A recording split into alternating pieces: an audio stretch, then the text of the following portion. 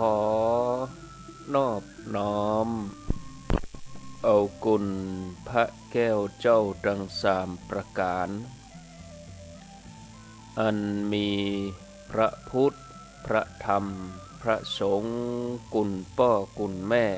กุณครูบาอาจารย์กุณศีลธรรมกรรมฐานจงมาปกห่มรักษาครูบาอาจารย์พระเจ้าพระสงฆ์ทุกรูป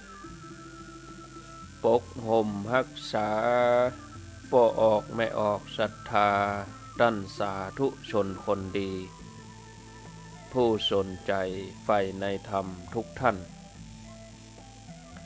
ขอถวายความเคารพแสดงความนับถือ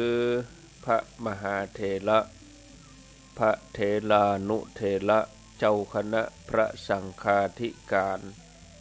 ครูบาอาจารย์เจ้าที่เปิดวิทยุฟังอยู่ที่วัดที่ว่าเวลานี้จุตนจุองค์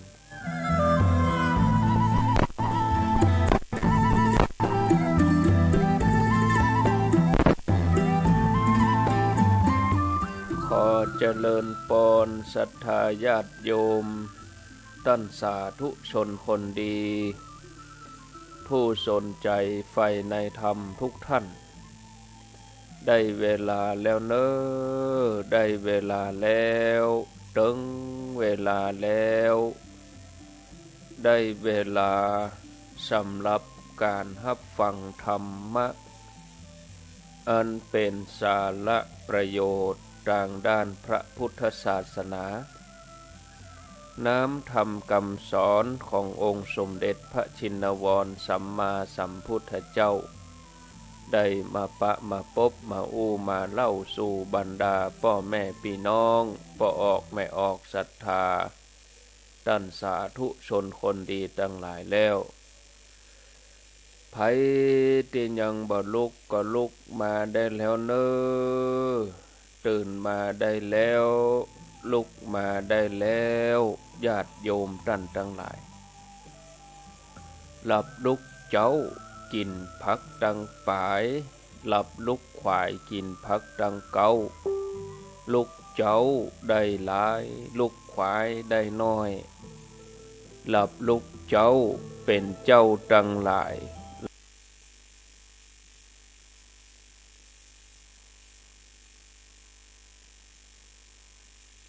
ผักดังปายหลับลุกควายกินผักดังเก่าลุกเจ้าได้หลายลุกควายได้น้อยหลับลุกเจ้าเป็นเจ้าดังหลายหลับลุกควายเจ้าบัวกาบหันเยื่องนาพังพร้อมลุกควายบ่ตันหนตางจีดกอมกล้าตัวบ่ต้อมปุ่นอายจุงเก่งเข้าไว้อย่าไปเฮือขวายต่อหน้าสบายจำไว้เน้อเจ้าจำไว้เน้อเจ้า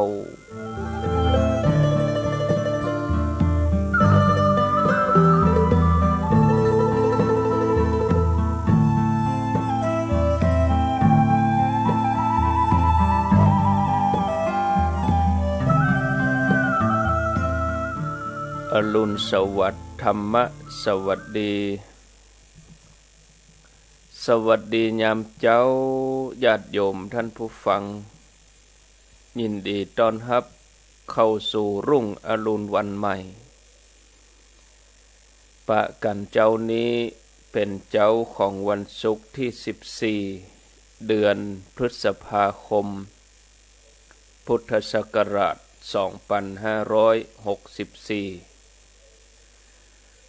วันนี้เป็นวันเดือนเก้าเหนือเดือนเจ็ดใต้เดือนเก้าขึ้น3 ค่ำพร่ำว่าเป็นวันศุกร์14พฤษภาคม2564ก็มาปะมาพบกับญาติโยมท่านสาธุชนท่านผู้ฟังทั้งหลายเป็นประจำห้องกันลุกปุ๊กกันตื่น ในรายการเสียงธรรมแสงอรุณรายการนี้ดำเนินรายการโดยอัตมภาพพระครูอภิวัฒนวิกรมวัดปากตังเจริญตำบลดอยหล่ออำเภอดอยหล่อจังหวัดเชียงใหม่เป็นประจำที่ได้มาพบกับญาติโยมท่านสาธุชนท่านทั้งหลายญาติโยมคนเฮามีตาหูจมูกลิ้นกายใจจมูกหรือว่าหูดังที่เฮาบ่เคยกับกลิ่นศพบ่เคยกับกลิ่นขยะถ้าไปสัมผัสกับกลิ่นศพถ้าไปสัมผัสกับกลิ่นขยะเฮาก็บางทีทนบ่ได้แต่สำหรับสัปเหร่อกับคนที่เปิ้นเคยอยู่กับขยะเปิ้นเก็บขยะทุกวันทนทุกวันเปิ้นก็ทนได้เพราะความเคยชินคนที่เคยไปเมืองนอกเอาง่ายๆอย่างประเทศเมียนมาประเทศต่างๆที่เปิ้นขับรถพวงมาลัยซ้ายบอกกองมาถึงเมืองไทยปรับมาเป็นพวงมาลัยขวาคนที่เคยชินกับพวงมาลัยซ้ายก็บ่ค่อยชำนาญถ้ามาขับเมืองไทยก็อันนี้ญาติโยมความเคยชินบางคนสัมผัสกับความดีมาตลอดหันป่อหันแม่หันป่ออุ้ยแม่อุ้ยทำความดีได้ยินแต่เรื่องดีๆได้หันภาพพจน์ได้หันสัญลักษณ์ที่ดีก็เลยเนี่ยให้เขาฟักไฟแต่ความดี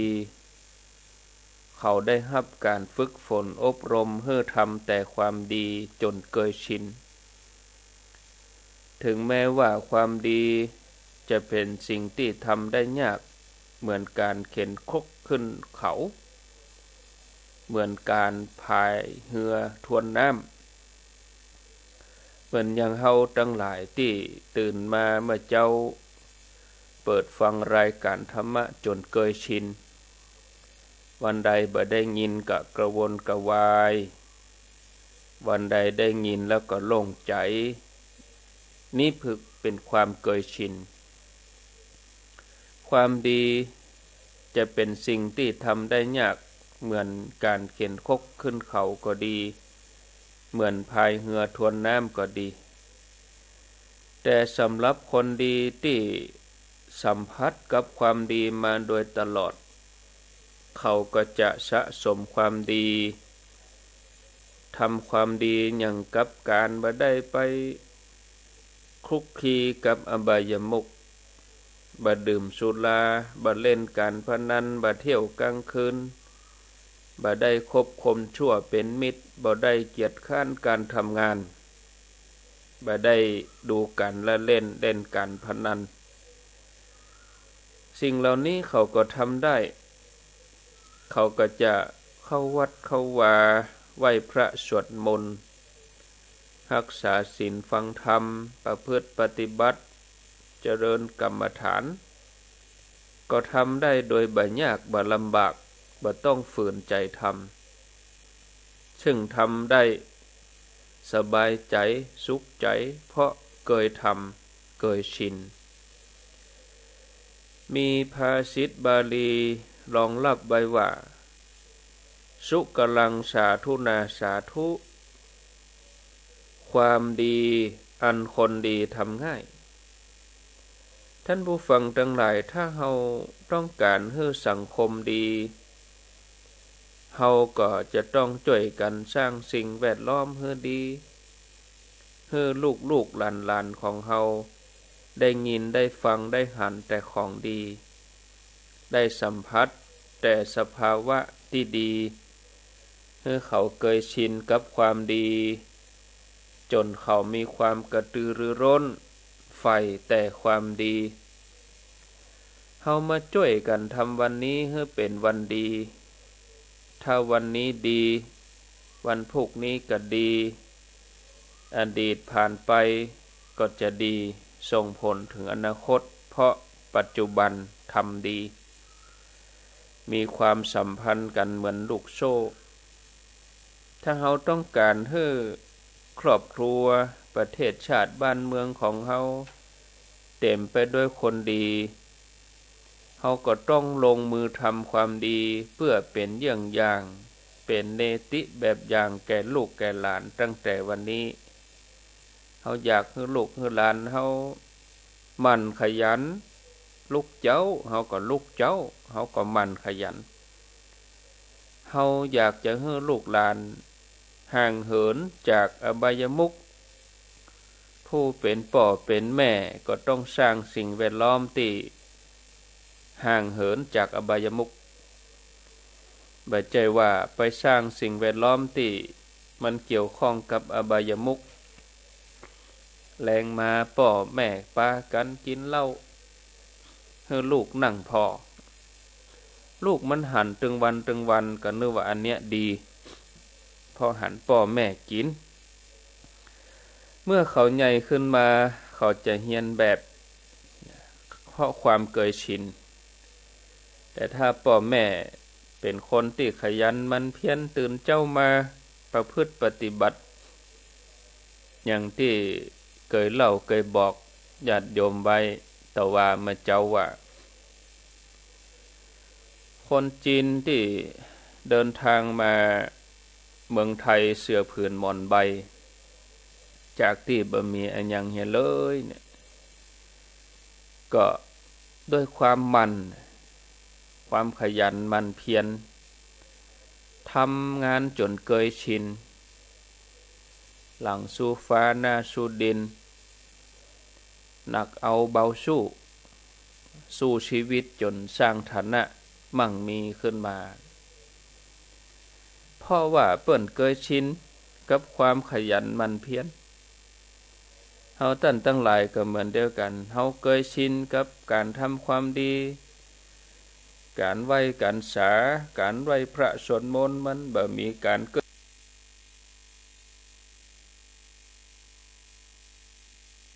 ้อเขินอะไรหยังแต่ถ้าเฮาบ่เคยชินนี่มันเหนียมอายมันเก้อเขินกลัวเนี่ยหยังบ่ถูกเฮาทำความดีเป็นแบบอย่างให้ลูกให้หลานเสียตั้งแต่วันนี้เพื่อลูกหลานเขาจะได้หันเคยชิน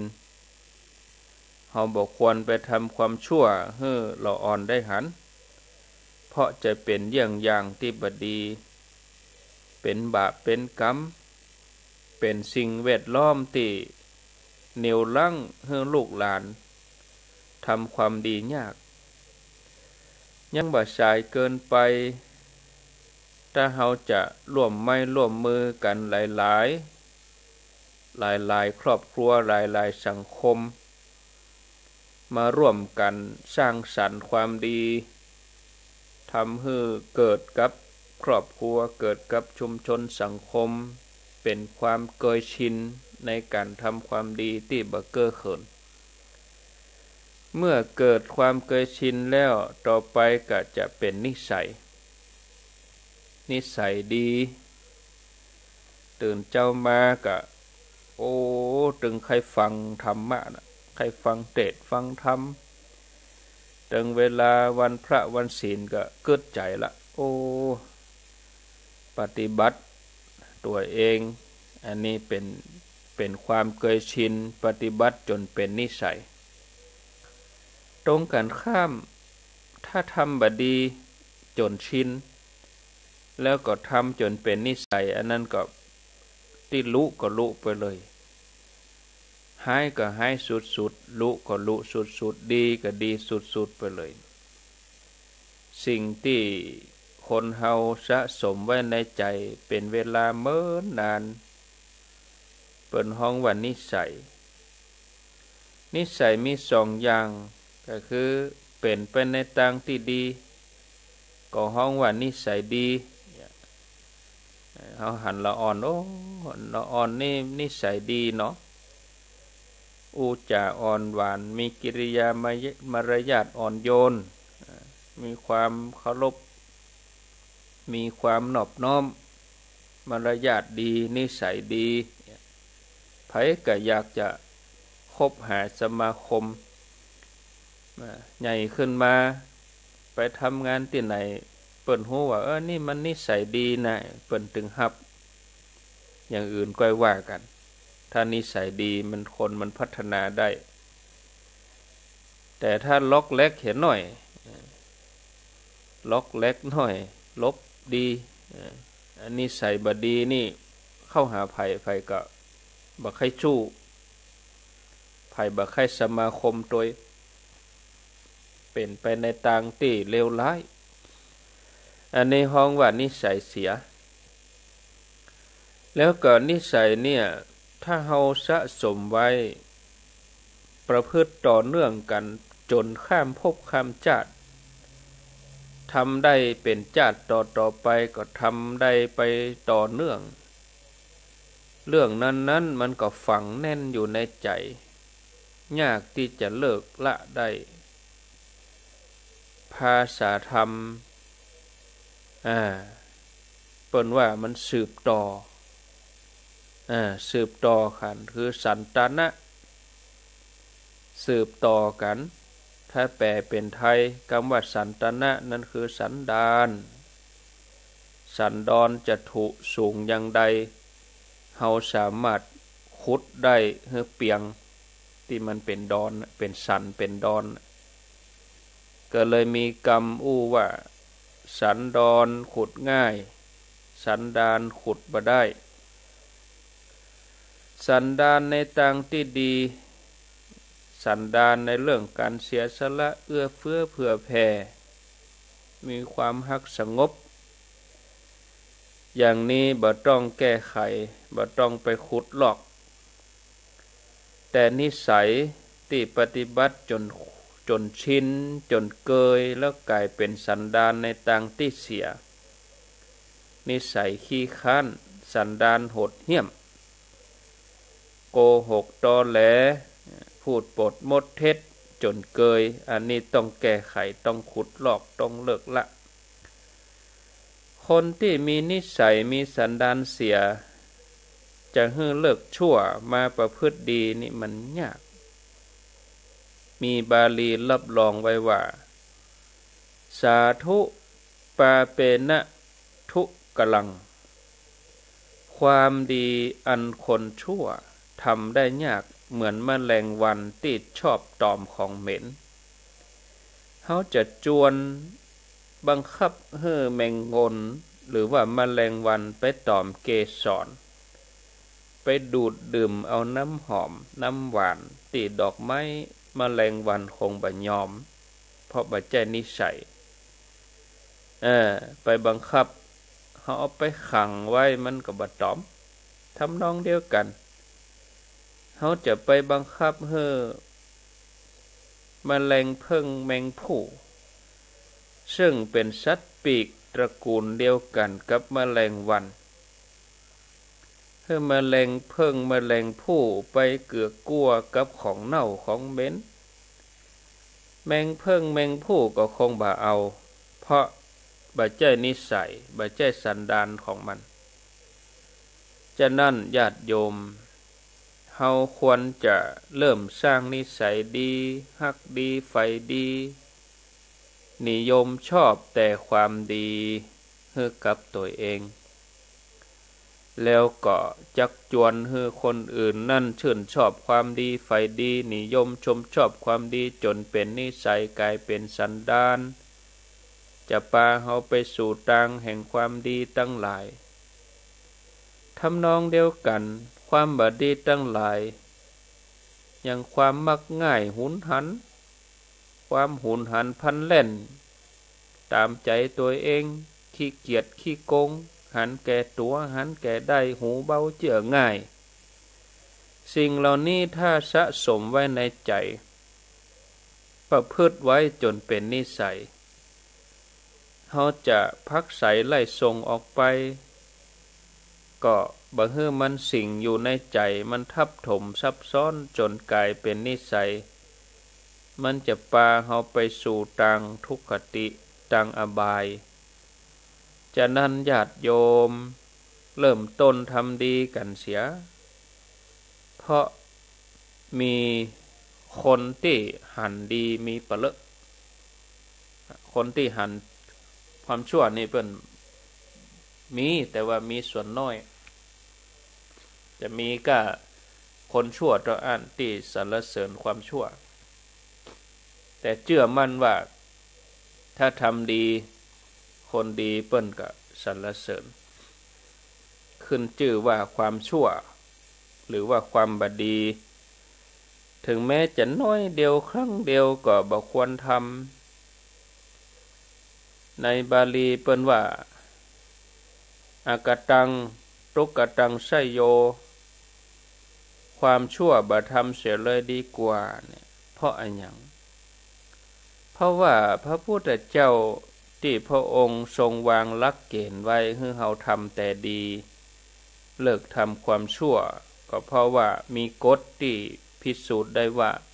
ผู้ใดทำกรรมใดไว้ผู้นั้นจะต้องได้รับกรรมนั้นตัสสะทายาโทภวิสสามิเราจะต้องเป็นผู้รับผลของกรรมอันนั้นบาปกรรมบางอย่างแม้จะบ่ให้ผลในขณะที่ทำอย่างการดื่มสุราเล่นการพนันแต่ถ้าไปเสพถ้าไปทำทุกวันปฏิบัติทุกวันต่อเนื่องกลัวจะหู้ตัวว่ามันบ่ดีสายไปเห็นแล้วไปนอนหงยาปุ่นไปอยู่คุกอยู่ตารางปุ่นโดนเปิ้นจับเปิ้นมับเปิ้นยับเปิ้นไหมปุ่นถึงจะหู้ถลำลึกเข้าไปจนถอนตัวบ่ขึ้นได้แก่การมานั่งเสียใจมานั่งกินแหนงตัวเฮาต้องบอกตัวเองอยู่เสมอว่าขึ้นชื่อว่าความชั่วน้อยหนึ่งซึ่งเฮามีโอกาสที่จะทำได้เฮาก็บ่ยอมที่จะทำแม้บ่มีผู้ใดหันบ่มีผู้ใดฮู้เฮาก็บ่ยอมที่จะทำเพราะตัวเฮาหันเองเฮาเป็นโจทย์เป็นจำเลยเองเป็นอัยการเป็นคู่ฟ้องเฮาเป็นผู้พิพากษาตัดสินตัวเองถ้าตัวเองผิดจริงก็ตัดสินที่เฮาเคยได้ยินว่าติดตารางดวงใจขังตัวเองไว้เนี่ยคนที่ทำผิดทำชั่วก็จะมีปมอยู่ในใจตำหนิตัวเองว่ามันชั่วตัดตัวเองคัดตัวเองออกจากสังคมแล้วก็ไปอยู่ในตารางแคบๆมันหายกาดกลัวตารางที่เปิ้นขังติดคุกจังหวัดยังมีวันโป้นติดคุกในใจอันนี้ติดขังตลอดไปตายเมื่อใดก็โป้นเมื่ออันแล้วก็ยังบ่แน่ผลของกรรมชั่วนี่ยังจะติดโดยให้ผลในภพหน้าชาติหน้ามีจริงถ้าชาติหน้าบ่มีจริงก็บ่มีวันพุกแล้วเราจะได้หันก็ชาติหน้าแล้วยังประเด็นนี้เราจะได้หันก็วันที่15ก็บ่แน่อดีตชาติมีวันที่13ผ่านไปแล้วเดือนมีนาก็มีมาแล้วปี64เฮาผ่านมาแล้วก็เดือนมิถุนาเดือนหน้ามีก็มีอันเนี้ยญาติโยมทั้งหลายเฮาจะต้องได้รับผลที่เฮาทำตัวเองต้องมีภพมีชาติผ ผลของการทำความชั่วก็จะติดตัวส่งผลเป็นแน่แท้เพราะธรรมชาติของกรรมนี่จะเป็นอย่างนี้นะบัณฑิตนักปราชญ์ทั้งหลายเปิ้นหันโตดแล้วเปิ้นก็เลยพยายามจีแนะบอกกล่าวคือได้ทำความดีไผๆก็อยากได้ดีญาติโยมถ้าจะได้ครอบครัวก็ขอภาวนาให้ได้ครอบครัวที่ดี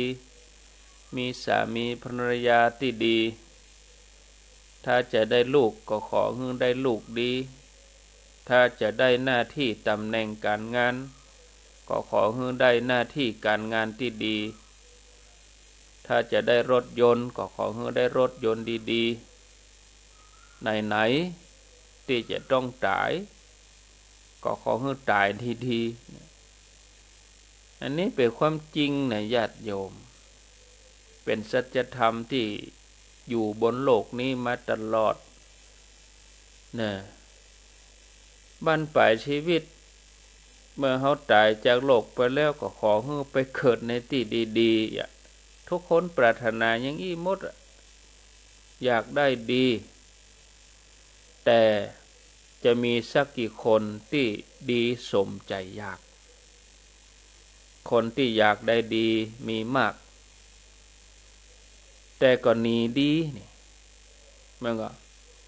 เกิดมาเป็นมนุษย์นี่ถือว่าดีแต่เฮาหนีจากความเป็นมนุษย์เอาใจเพศใจยักมาใส่เนาะเกิดพอมีข่าวบางเรื่องมันบ่น่าสักหน่อยมันบ่ใจมนุษย์มนาที่จะทำอยากกินเหล้าไปขอแม่ขอพ่อบ่ได้บุ๊บตีมาตุคาตปิตุคาตเนี่ยฆ่าพ่อฆ่าแม่บ่ดีศรัทธาญาติโยมอยากได้ดีแต่ไม่ทำดีจะไปหลีกหนีกับความดีเนี่ย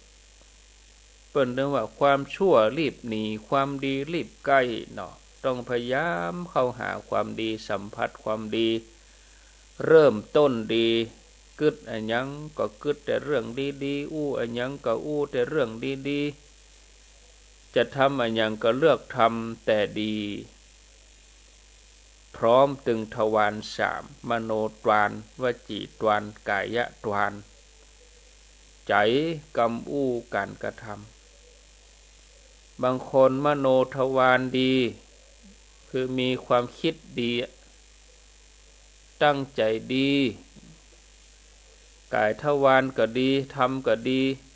เสียอย่างหนึ่งคือวจีปากบดีกำอู้บดีก็เลยเสียการเสียงานเสียผู้เสียคนสับสนปนปี้ฉะนั้นดีก็ต้องดีถึงสามไม่ใช่ว่ามีกำอู้ดีแต่การกระทำบดีอันนี้ก็ใจบ่ได้บางทีใจดีการกระทำบดีกำอู้บดีอีกก็มีดีมันต้องดีครบสามขึ้นชื่อว่าดีแล้วความดีเท่าอันที่ประเสริฐทำความดีได้ชื่อว่าเป็นมนุษย์ที่ประเสริฐขึ้นชื่อว่าความบดีก็จะต้องถอยออกมา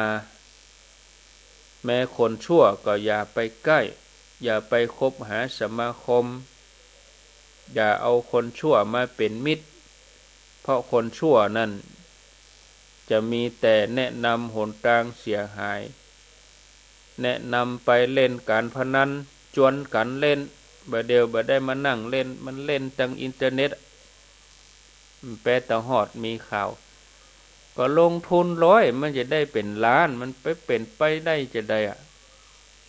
มันจอบกิเลสคนมันก็เลยมันหูจุดมนุษย์เขาก็เลยมาจอบเอาไปเล่นโดยที่บ่ต้องเหนื่อยอย่างนั้น บ่ต้องเหน็ดเหนื่อยหยังอะไปเล่นหุ้นเล่นหยังเงินก้าเงินมันการอันที่เฮาหันนี่นะเนาะอันนั้นเป็นเงินจังมีไหนบ่ฮู้ญาติโยมทั้งหลายเนี่ยแนะนำไปในทางที่บ่ดีเว้นเสียต้องเว้นความชั่วบ่ต้องไปแตะต้องบ่ต้องไปเกี่ยวข้องตั้งหน้าตั้งตาทำดีเมื่อทำดีเป็นนิจแล้วทำเป็นกิจแล้วอันยังในชีวิตก็จะดีเพราะมีดีอยู่ในตัวนะดีนี่เป็นแม่เหล็กที่จะดึงดูดคนดีมาเป็นพวกเป็นหมู่ดึงดูดสามีภรรยาดีลูกดีการงานดีตำแหน่งดีจะเนี่ยอันยังก็ล้วนแต่ดีเป็นความโชคดีไปหมดโอ้เขาโชคดีลูกที่มีลูกมีผัวมีภรรยาดีมีครอบครัวดีโอ้โชคดีลูกนี่จะแก่ก็ให้แก่ดีๆจะเจ็บก็ให้เจ็บดีๆจะตายก็ให้ตายดีๆเวลาตายไปแล้วก็ขอให้ไปสู่ภพภูมิที่ดีศรัทธาญาติโยมท่านสาธุชนจงทำดีจงทำดีเนาะอันนี้ก็ฝากไว้ญาติโยมท่านสาธุชนคนดีทั้งหลายท่านผู้ฟังการใช้ชีวิตอยู่บนโลกมนุษย์นี่จะว่าง่ายก็ง่ายนะจะว่ายากก็ยากถ้าเฮาประมาทเฮาก็จะต้องหมั่นทำความดีทำอย่างใดความดีตุเจ้าท่านอาจารย์ท่านพระครูทำอย่างใดทำดีก็ทานศีลภาวนาที่เฮาปฏิบัติกันทุกวันนี่ก็ทำอย่างให้ได้ขาดกะเนี่ยคือทำดีดำรงชีวิตอยู่ไปก็ถือว่าได้กำไรชีวิตที่เหลืออยู่นี่นะเขาจะได้บุญเป็นกำไรบุญนี่เหมือนขุมทรัพย์ที่มีค่านักเนาะ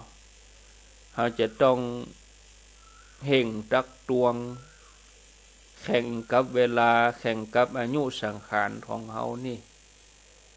ศรัทธาญาติโยมแล้วก็สั่งสมให้เพิ่มพูนขึ้นไปเมื่อเขาได้จาดของความเป็นมนุษย์แล้วถ้าบ่ได้สั่งสมความดีบ่ได้สร้างบารมีก็แสดงว่ามีชีวิตที่บ่สมบูรณ์เกิดมาทั้งที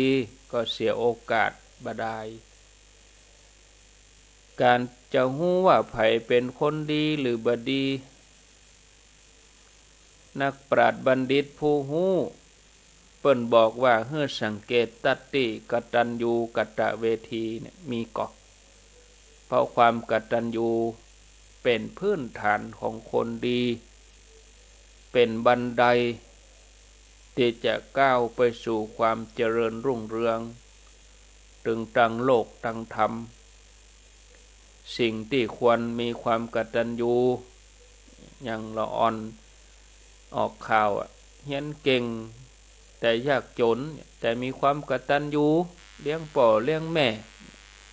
เลี้ยงอุ้ยเลี้ยงน้องเลี้ยงโง่ละอ่อนคนนี้มันคนก็ช่วยแต่ถ้าเรียนเก่งแต่หัวสมองดีแต่บ่มีความกตัญญูบ่ฮู้คุณพ่อคุณแม่อันนี้ไผจะไปช่วยบ่มีไผอินดูแต่โดยทั่วไปแล้วขึ้นชื่อกตัญญูเนี่ยเป็นคุณธรรมพื้นฐานคือกตัญญูต่อไผที่เคยมีพระคุณกับเฮาบ่ว่าจะนักจะน้อยก็ต้องหาโอกาสตอบแทนกตัญญูต่อสัตว์ที่เฮาเคยใจมีความกรุณาปราณี เลี้ยงดูให้อาหารบ่ดีให้อดอยากให้ได้กินได้นอนได้พักผ่อนตามเวลากตัญญูต่อวัตถุสิ่งของคือสิ่งของที่เฮาได้ใจได้ทำหนังสือธรรมะก็ดีหนังสือเฮียนก็ดีวัดวาอารามที่เฮาจะต้องรู้จักทำนุบำรุงรักษาบ่ทำลายบ่ลบลู่ต้องมีความตระหนักว่าที่เฮามีชีวิตยืนยาวอยู่ได้แข็งแรงอยู่ได้เจริญก้าวหน้ามาจนถึงทุกวันนี้ก็เพราะผลบุญในอดีตที่เฮาทำไว้ทั้งนั้นฉะนั้นต้องหมั่นสั่งสมบุญให้นักบ่าไปเมากินบุญเก่าต้องสร้างบุญใหม่เพิ่มเติมเพราะบุญต่ออันเป็นความสำเร็จของเฮาความกตัญญูแถมประการหนึ่งก็คือกตัญญูต่อตัวเองนี่ต้องรักษาสรีระยนต์นี่ร่างกายเฮานี่เหมือนเครื่องจักรกลเหมือนกันนะมันมีครบหมดอ่ะมหัศจรรย์น่ะร่างกายเฮานี่โอ้ทำงานมีสมองสั่งการเอากำเข้าปากเคี้ยวงับเขาก็เรียนย่อยสลายตกลงต้องบำรุงร่างกายเผาผลาญนี่โอ้ร่างกายมนุษย์เฮานี่เหมือนสรีระยนต์เป็นอุปกรณ์ในการสร้างบารมีเอาไปทำมาหากินเนาะมือของเฮาเนี่ยแข้งขาหูตาร่างกายเฮาเนี่ยมีกุลน่ะเฮาจะต้องทนุถนอมมันรักษาเด้อร่างกายนี้บ่ดีไปประทุษร้ายตัวเองโดยการนำสิ่งบ่ดีเข้าสู่ร่างกายดื่มสุราเสพของเสพติดบ่เอาเข้าร่างกายนะบ่เอาร่างกายที่แข็งแรงนี่ไปประพฤติผิดฉกชิงวิ่งเล่าผิดกฎหมายผิดศีลธรรมศรัทธาญาติโยมท่านทั้งหลายมีตัวอย่างเล่าให้ฟังเป็นปุคลาธิฐานเล่าให้ฟังในนครสาวัตถีพุทธศาสนิกชนตอนนั้นเปิ้นนิยมกันฮือตานโดยเฉพาะการฮือตานกับพระสงฆ์องค์สังฆเจ้านี่บ่ว่างเว้นสนับสนุนอุปถากบ่ได้ขาดบ้านใดที่มีฐานะน้อยเปิดก็นิมนต์พระไปฉันที่บ้านแบ่งกันไปหลังนี้5 ตน 10 ตนบางทีก็รวมกันเป็นหมู่คณะทำบุญใหญ่สักครั้งหนึ่งบางครั้งก็รวมตัวกันนักถวายเป็นสังฆทานพระสงฆ์500 รูปมีพระพุทธเจ้าเป็นประธานอย่างนี้ก็มีในสมัยนั้นมีลูกจ้างของเศรษฐีคนหนึ่งเป็นคนทุกข์แต่ว่าใจเลื่อมใสในพระรัตนตรัยมีใจใคร่ตานโดยเปื้อนพ้องใคร่ตานกับพระพุทธเจ้าแต่เนื่องจากตัวเก่านี่ทุกข์ยากจนมีเพียงข้าวยาคูก็บ่สามารถที่หาได้อันนี้เป็นเพราะความตระหนี่ในอดีตส่งผลมาถึงปัจจุบันให้ตกทุกข์ได้ยากไอ้หนุ่มทุกขะนี้เมื่อมีใจใคร่ตานเนาะทีนี้ก็มีหน้าที่ในการดูแลปฏิบัติเป็นลูกจ้างท่านเศรษฐีทีนี้ก็เศรษฐีเปิ้นก็ปั่น ปั่นลำเข้าเฮ้อลำก็มันก็ละเอียดเหลือเก็บเนาะเข้าเปลี่ยนแกบละเอียดเป็นลำเข้าก็เอามานวดเอามาขยำใส่น้ำแล้วก็ปั้นเป็นก้อนแล้วก็เอาใบตองมาห่อ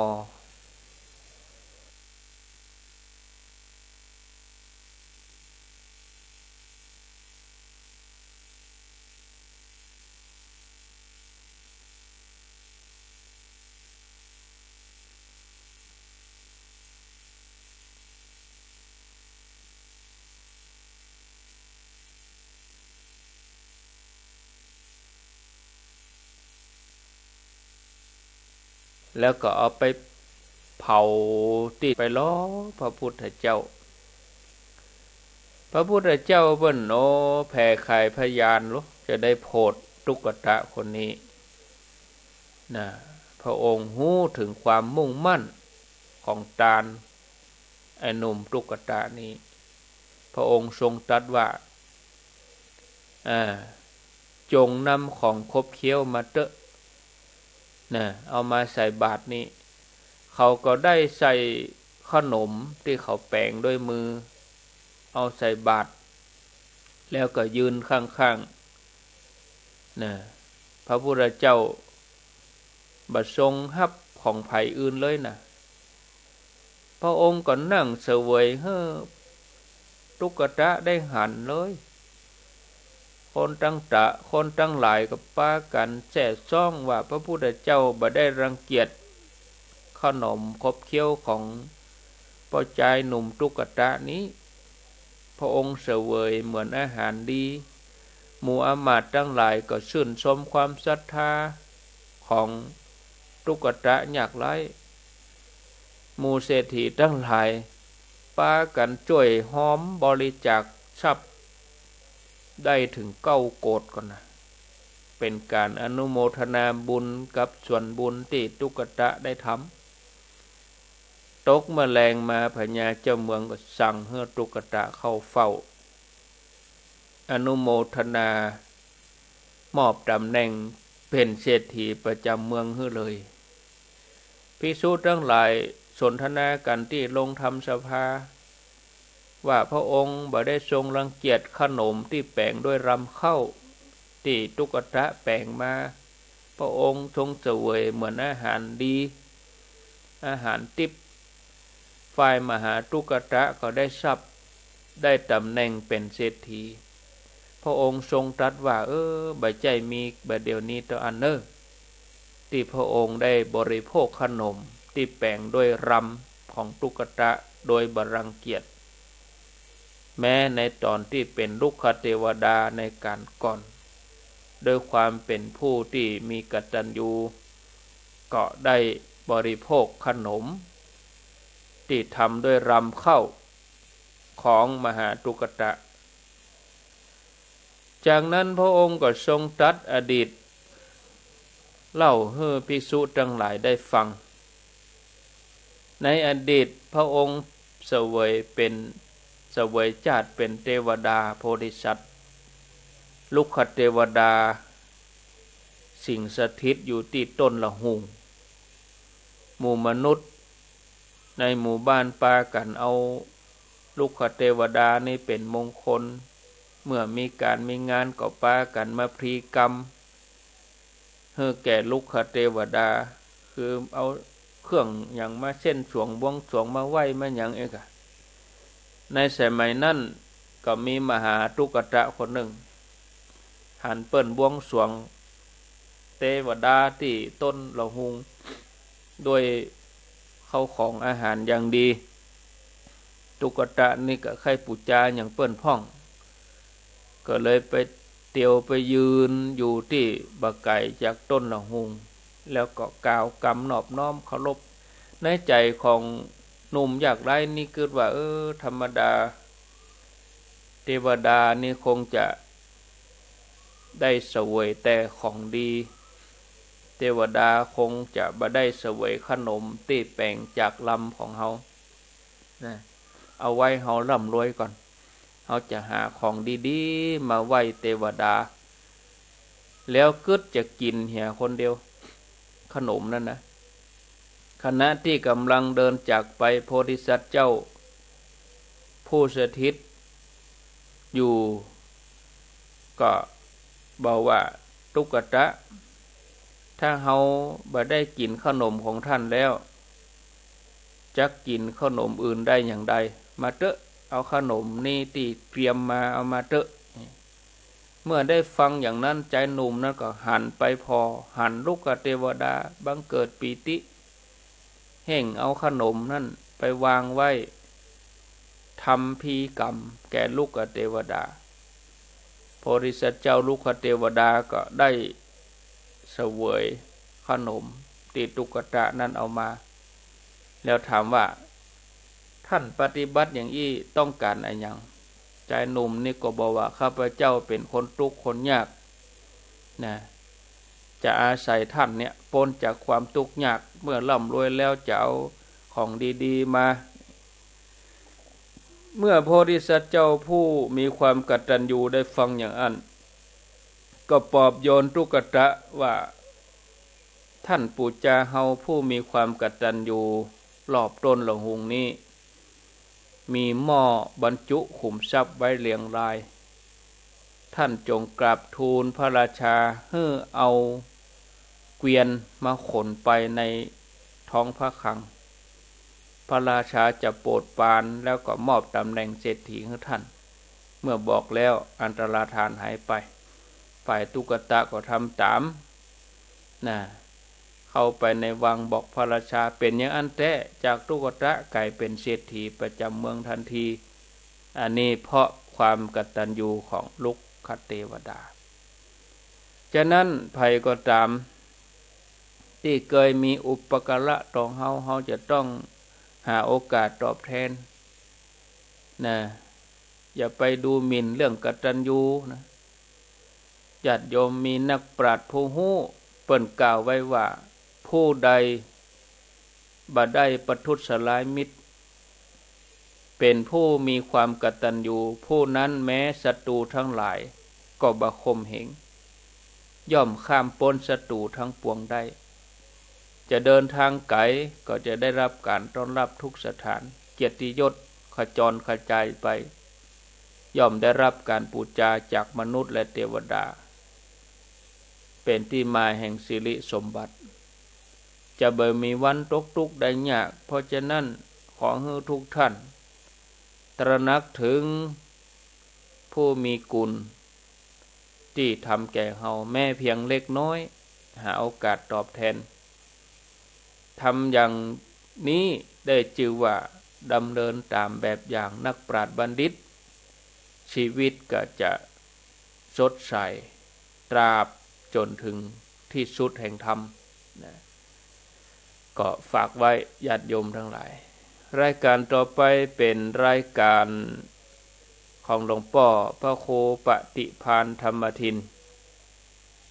ญาติโยมก็จะได้ติดตามรับฟังกันไปตามลำดับธรรมภาพได้ดำเนินรายการมาหันว่าพอสมควรแก่เวลาขอนำรายการนี้จากลาท่านผู้ฟังไปก่อนปะกันแถมใหม่ในโอกาสหน้าขอความสุขความเจริญจงได้บังเกิดแก่ญาติโยมท่านสาธุชนทั้งหลายทุกคนทุกท่านอนุโมทนาสัพปีติโยวิวัชชันตุสัพพะโลโกวินัสสันตุมาเตภวัตวันตรายโยสุขีทีขายุโกภวะอภิวาทนาสีลิสานิจังพุทธาปัจจายโนจัตตาโลธรรมาวัฏันติอายุวันโนสุขังปะลั